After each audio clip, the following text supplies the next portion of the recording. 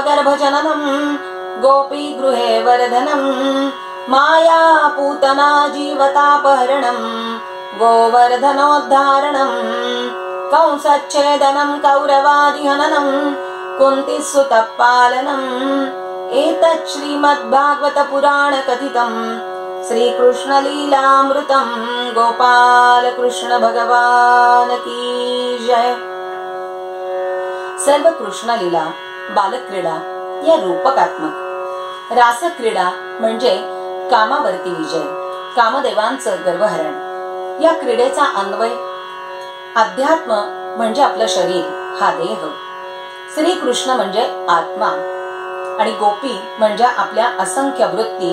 लौकिक अर्थानं वृंदावनात राहणारे गोप आणि गोपी, पण आध्यात्मिक दृष्ट्या आपल्या प्रत्येकाच्या चित्तात ज्या ज्या भिन्न भिन्न प्रकारच्या वृत्ती दडून राहिल्या आहेत त्यांचंही नाव गोपीच बरं।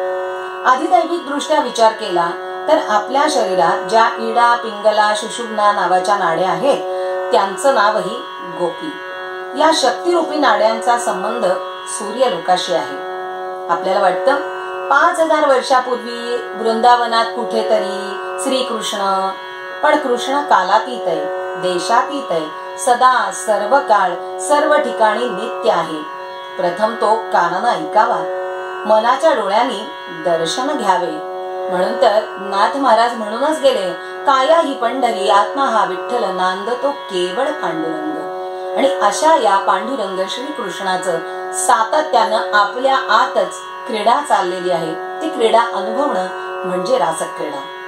आता कथाभाग पुढचा असा, सरस्वती तीरी अंबिकेचे स्थान, गोकुळीचे जन जाती तेथे, करोनिया पूजन करीती प्रार्थना, नंदाच्या नंदना सुखी राखी। काय प्रार्थना करतायत बघा देवाला, नंदाच्या नंदना सुखी राखी। भगवान शंकर आणि अंबिका देवी यांची पूजा केली, मोठा उत्सव केला। रात्र झाली म्हणून तेथेच सरस्वती नदीच्या काठावरतीच सगळे जण झोपले आणि काय आश्चर्य, एक अजगर आला। गिळतसी बळे नंदा लागी, कृष्णा धाव वेगे मज सर्पगिळी, काळावरी दर्प तुझा देवा, नंद बाबा धावा करिताती, माझी या पाडसा येईवो धावोन, दाखवी वदन अंतकाळी। हा अजगर नंदांनाच गिळायला निघाला। श्रीकृष्णांनी अजगराला चरण स्पर्श केला, त्यातून सुदर्शन गंधर्व बाहेर आला आणि त्याचं प्रकट होणं, त्याचा उद्धार झाला। आपल्या सौंदर्यानं हा जो सुदर्शन आहे याला सौंदर्याचा गर्व झाला। अंगिरस ऋषींनी त्यांना शाप दिला आणि म्हणून अजगर योनीत जन्म झाला आणि त्याचा उद्धार श्रीकृष्णांच्या चरण स्पर्शानं झाला। असा एक प्रसंग। आता वसंत ऋतू, संध्याकाळे श्रीकृष्ण आणि बलराम गोपींबरोबर विहार करतायत। करीती गायन रामकृष्ण हरी, गोकुळीच्या नारी जाती तेथे, शंख नामा तेथे आलासे गुहक, नाही त्या विवेक पापियासी। सगळे गोप गोपी मधुर गोड अशा आवाजात गायन करतायत। कान मन हृदय सगळं आनंदाने भरून आणि भारावून गेलेलं, शरीराची शुद्ध नाही तिथेच यक्ष कुबेर यांचा एक अनुचर शंखचूड तो तिथे आला। त्यानं भान हरपलेल्या गोपींना उचलून आपल्या राज्यात नेलं आणि हे बलराम आणि श्रीकृष्णांनी पाहिलं, तेही त्याच्या मागे धावले। यक्षानं पाहिलं, त्यांना या वेळेला हे दोघे मृत्यूच वाटायला लागले। त्यानं गोपींना सोडून दिलं, प्राण वाचवण्यासाठी पळू लागले। बलराम गोपी रक्षणासाठी थांबले आणि श्रीकृष्णांनी शंखाचूडाला पकडलं, त्याच्या डोक्यावरचा एक ठोसा मारून मणी काढला। त्याच्या डोक्यावरच्या मण्याला चुडामणी असं म्हणतात आणि यक्ष मरून पडला।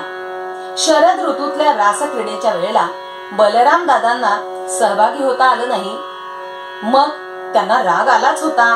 म्हणून त्याचं परिमार्जन वसंत ऋतूतल्या बलरामांबरोबर रासलीलेत केलं। रासक्रीडेत कशी विघ्न येतात तेही भगवंतांनी दाखवून दिलं।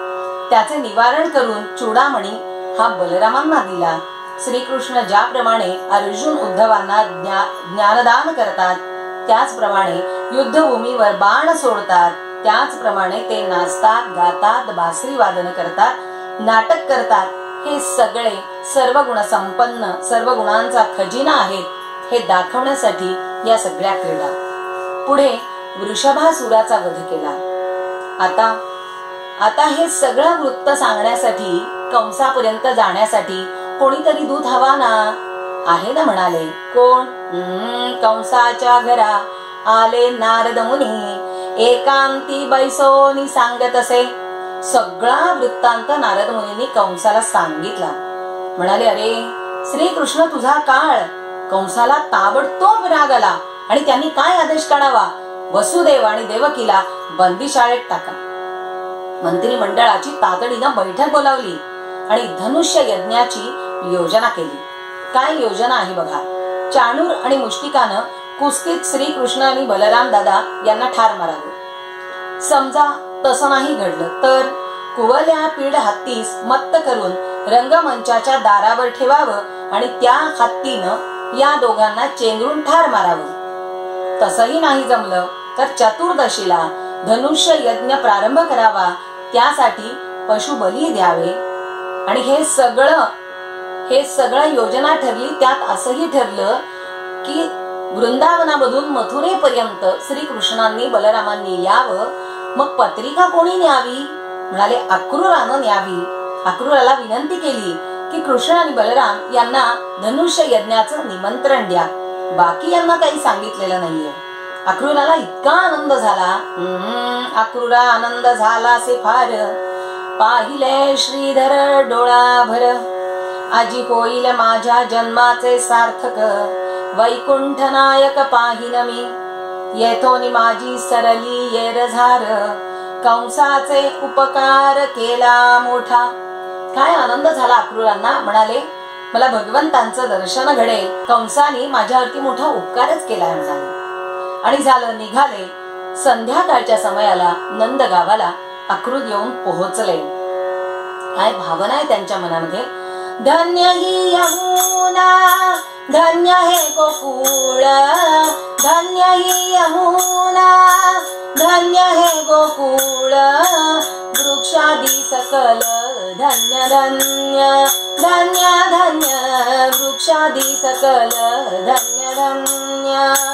धन्य या गोपिका, धन्य हे गोपाळ, धन्य या गोपिका, धन्य हे गोपाळ. पक्षादी सकल धन्य धन्य, धन्य धन्य. पक्षादी सकल धन्य धन्य.